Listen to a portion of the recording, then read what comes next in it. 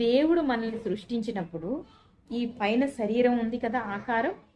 ఈ ఆకారం ఏదైతే దేవుడు మనకి ఇచ్చారో ఈ నాసికారంధ్రము ద్వారా మనకి జీవవాయువును ఊదినప్పుడు నరుడు, మనిషి జీవించే ఆత్మ అయ్యాడు. దేవుని యొక్క ఆత్మ ప్రవేశించడం జరిగింది మనలోనికి.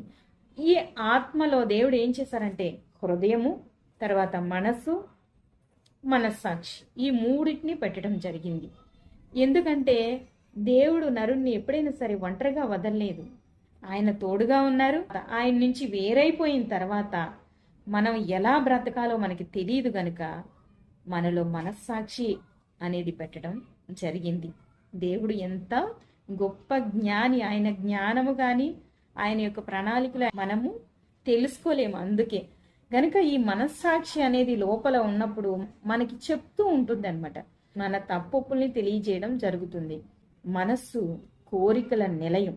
దాంట్లో పుట్టని కోరికంటూ ఉండదు. ఏదైతే కంటికి కనిపించి ఆకర్షించబడుతూ ఉంటామో దానికి సంబంధించిన ప్రతి కోరిక తీర్చుకోవాలనే ఆశ మన మనసులో కలుగుతుంది.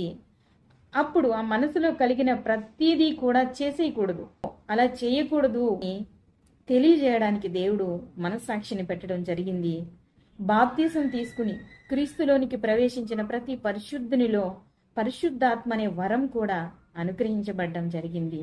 గనుక ఈ పరిశుద్ధాత్మ మనకి హెచ్చరిక జారీ చేయడం జరుగుతుంది. అప్పుడు మనము మనస్సాక్షి యొక్క మాటను మనం విని లోబడితే మనమే సేఫ్గా ఉంటాం. లేదు మనం వినలేదు, మన మనస్సు రెండు రకాలుగా పనిచేస్తుంది. ఒకటి శరీరానుసారమైన మనసు, రెండు ఆత్మానుసారమైన మనసు.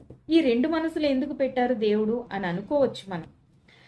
దేవుడు రెండు రకాల మనసుని మనకి పెట్టలేదు. ఆయన పరిశుద్ధుడు గనుక మనల్ని కూడా అంతే పరిశుద్ధతతోనూ పవిత్రతతోనూ ఆయన యొక్క స్వభావంతోనూ ఆయన యొక్క స్వరూపంతోనూ ఆయన యొక్క లక్షణాలతోనూ మనల్ని సృష్టించడం జరిగింది.